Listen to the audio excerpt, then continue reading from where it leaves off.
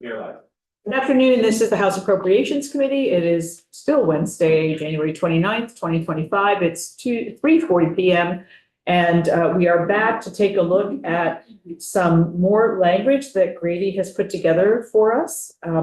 These are things that we have been working on outside of what we got in the budget adjustment letter from the administration. So welcome back, Grady, and thank you very much. Thank you, Madam Chair. Grady Nixon, Joint Fiscal Office. I would flag for the committee that this is not all of the language that's coming into the bill. There will be at least one more packet tomorrow. More than likely, there will be two. So you'll see here, this is section 49 of the GovRec BAA. So what is highlighted would be what is added to the GovRec language. There would also be language moved. So there was 4 million for stabilization grants. This is moving those funds. Now it's 10 million in a different section of B 1100 of Act 113. So, yes. And I did send Grady the language, just has to be approved by AHS. And when we do get the language about this, that'll be somewhere else. Yes. Oh, So I'm sorry. there's a separate section in this packet that needs AHS sign off, but I have it included in the packet for the committee to look at. But it doesn't show up, the extra language rarely shows up in the 1100 section, Yeah, which is you're the right. one-time appropriations. Further explanations are in different parts of the budget, just so everybody kind of knows what to expect. Okay, thanks, Grady.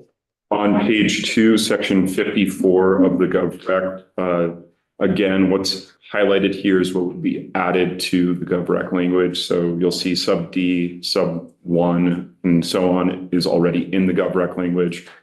What's highlighted here is the establishment of a position in the Office of the Attorney General.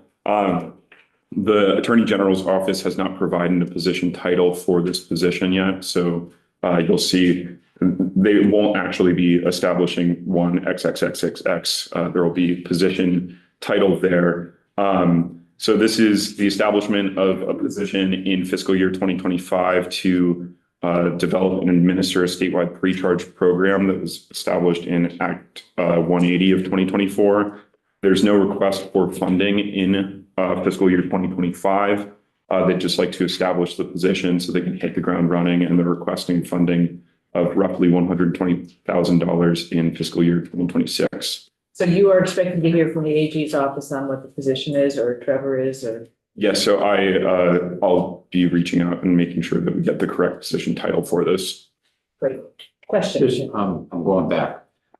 Last year in the budget, or if not in the budget, that separate bill moving forward, that we put the position in there, but then we said when funds are available, well, maybe that was the House version and it got changed. Do you have any? It got changed. What happened is the position wasn't in the final budget.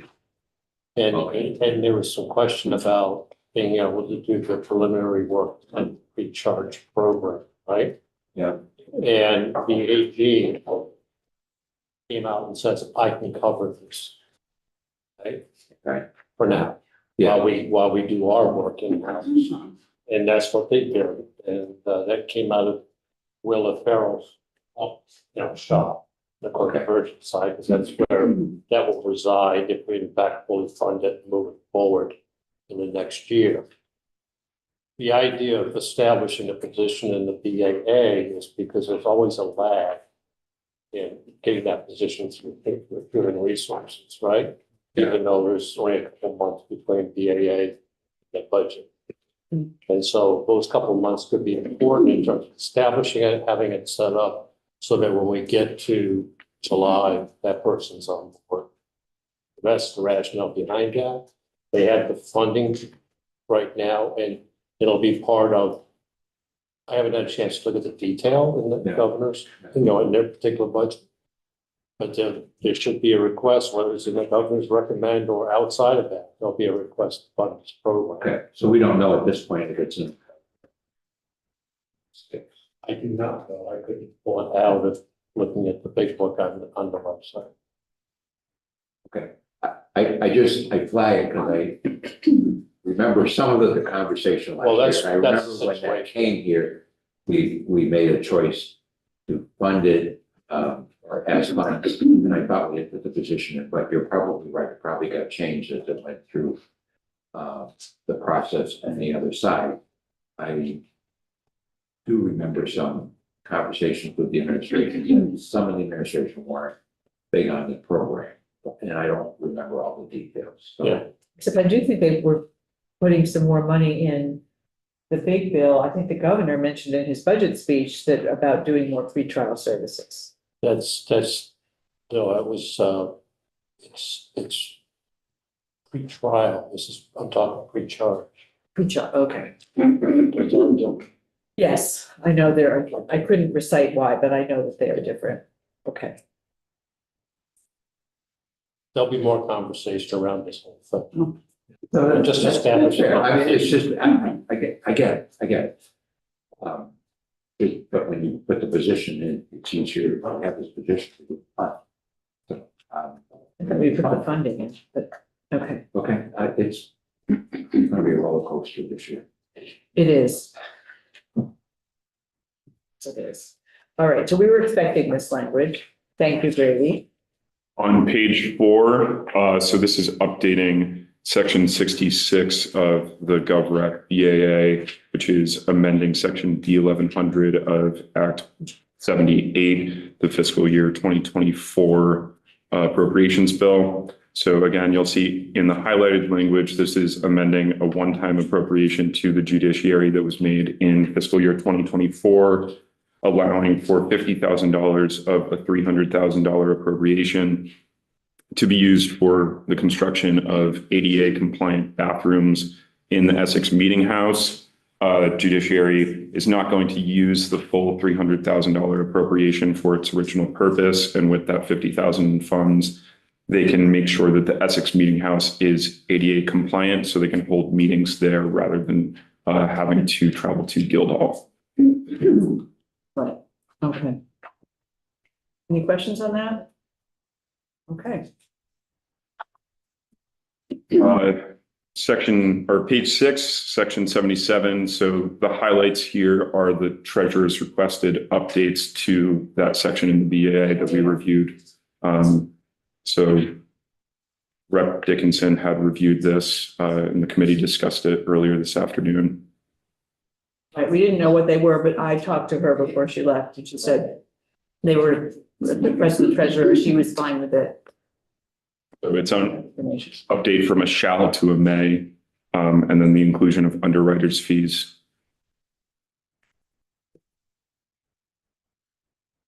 The purposes may be considered to include.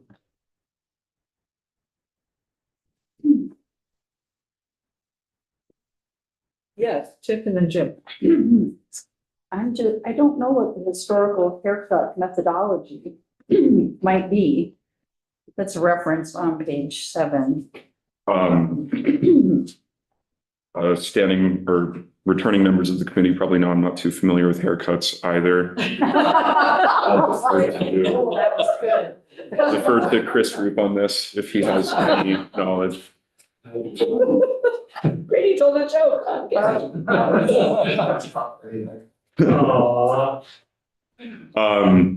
Is it just haircut, like you're cutting all the hairs?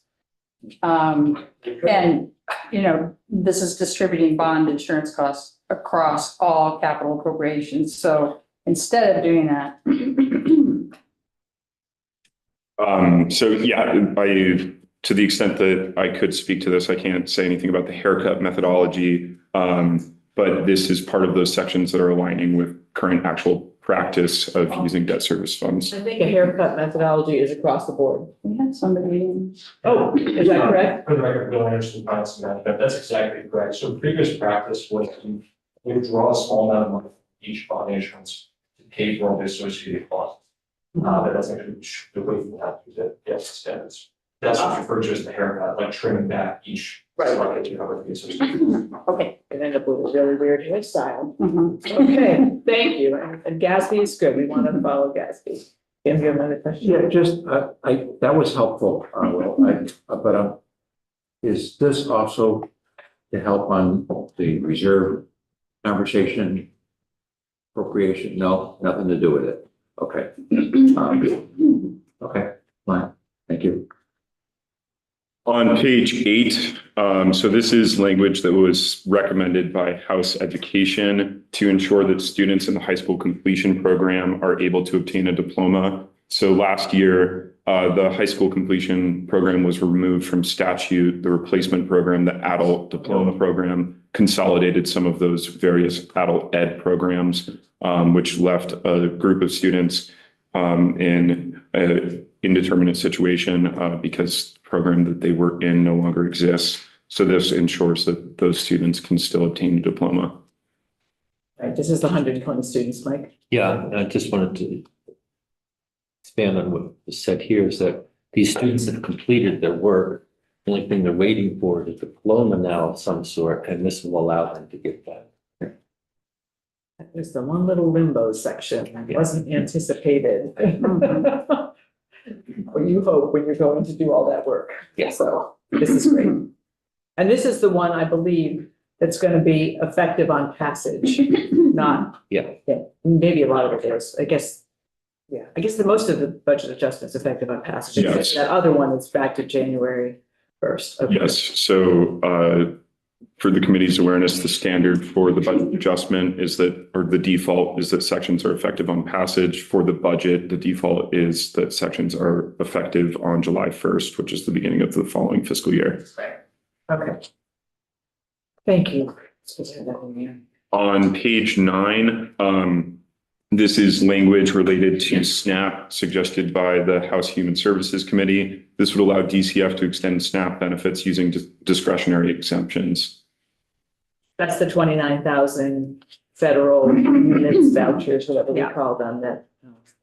Enable families to then stay on SNAP for a period of time. And we kind of got a boatload of them, and a lot of hungry folks. And so this, these will not carry over into the next federal year. So, the idea is to actually use them.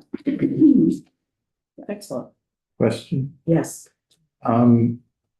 This is language that it says to allow DCF to extend SNAP benefits. We took testimony that they're allowed to do that now. This is closely instructing them to. This is shall fully utilize. So that's, is that more accurate? It's like we're telling them what they need to do as opposed to allowing them. Yes, because historically, the department has not been using them. They've just kind of collected. Okay. So should that word allow? It's not in there. That's just in the explanation. Right. So, So shall fully Oh. utilize. and that won't be showing up anywhere. The explanation will come out when we have the bill itself. But we could have it say something different. That's what you're saying. I didn't know if that was in the, There will not be, what will be on people's tables. it will not. Okay. That's for your purpose. I was writing these rather quickly, but yeah, so that's just, To ensure that Yes. DCF is really what we're talking about. Great. Thank you. on page 10. So this is a deletion of a section in 2023 Acts and Resolves number 19, and then an amendment to the effective date section here. So what this is doing is removing a sunset of a change to the marriage license fee. The marriage license fee before this change was $60. This change increased it to $80. Without this change, it would return to the previous 60, which would result in a loss of revenue of about $70,000 to town clerks and the Domestic and Sexual Violence Special Fund, which supports the Center for Crime Victim Services. So this makes sure that the Center for Crime Victim Services retains that level of funding it's been receiving for the past 2 years. Thank you. On page 11, so this is House Human Services and House Healthcare language that is still the committee is still waiting to hear from the Agency of Human Services for sign off, but this is recommended language to make all Medicaid participating providers with stabilization needs and sustainability plans eligible for grant funds appropriated in, I have here TBD one-time appropriation, but I drafted this before the other one. So where you see section XX of this act, that will refer back to section B 1100 of Act 78. Or Act 113, sorry. 13, last year's Yes, budget. yes. So, And um,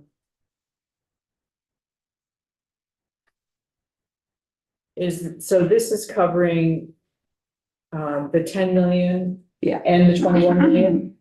no, just the 10. Just Okay.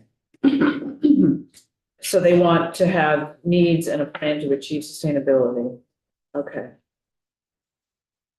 Was there anything, so when we give, and this is just my ignorance speaking here, when we have 21 million in emergent, extraordinary financial relief, does AHS require them to have a plan of action or any kind of a plan for improvement to ensure that this isn't happening again, or So that- oversight? So the difference between record and online on joint this, so there are two differences.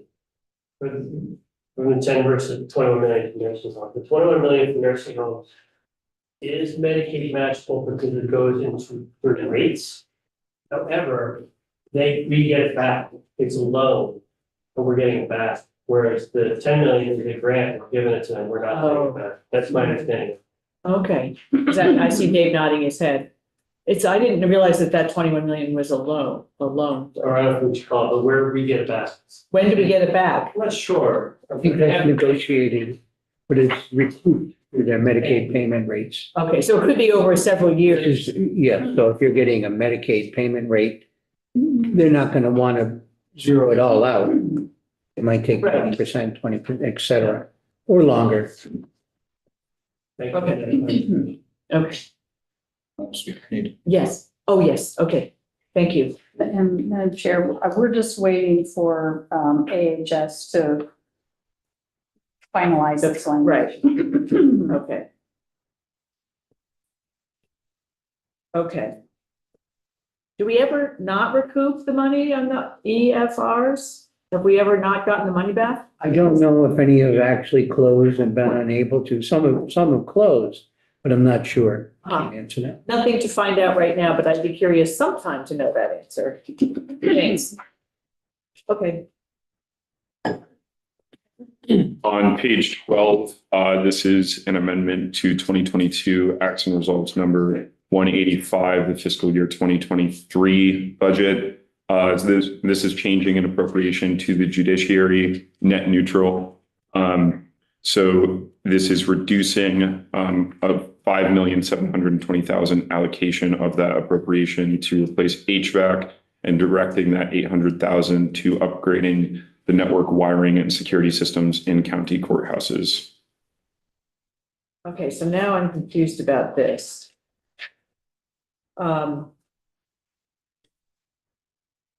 I thought, I must have this wrong. So didn't they revert 800,000? Two amounts. Oh, there's two. 50, Right, yes. and so was this ever, are we putting the 800,000 in the budget? This is reducing an allocation, so you'll see changing from 5,720,000 to 4,920,000. So we don't need it. Okay, okay, yeah, it's, okay, I will clarify something with Trevor later. That sounds fine. So this is what you were expecting to have, Trevor, for this? Yes. Okay. Okay, great. Any questions on that one or concern? Okay, And on page 13, finishing with quite a bang, this is the X-ray machine.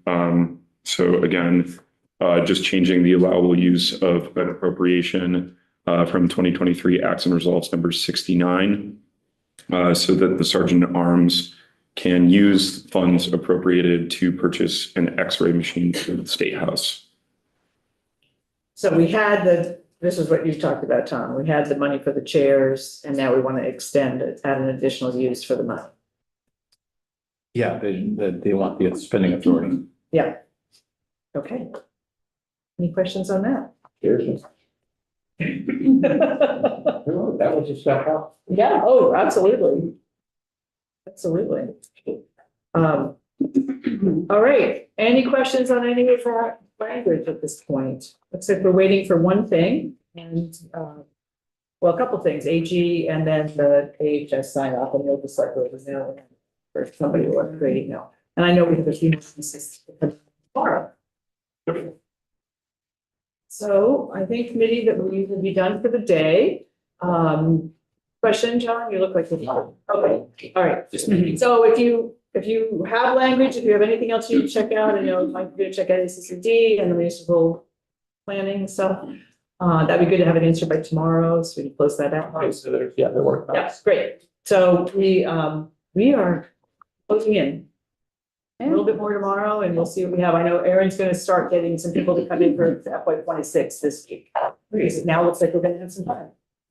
So we're set for 9 o'clock tomorrow morning. We'll continue with what we've got and gradings anymore and we'll just see where we are at 9. Check in then. Do you have a question before we go offline? Yeah, well, it doesn't matter either way, but have you had any conversations? Are we gonna focus for the whole on the VAA next week, or are we just reporting it, you reporting it on the floor? That's a good question. I guess I'll find out. Yeah, I'll ask. Okay. I don't know if we're just gonna do our each do our own caucuses or not. We'll see. I'll find out. Good question. Okay, but sometimes we've had a caucus. Yeah, well, yeah. Yes, It would be- I know we do on the full budget. I don't know whether we have to do it on the budget adjustment, so. Yeah, good question. Did last on the VA. We did. I'll be talking to the speaker, so I'll see what. So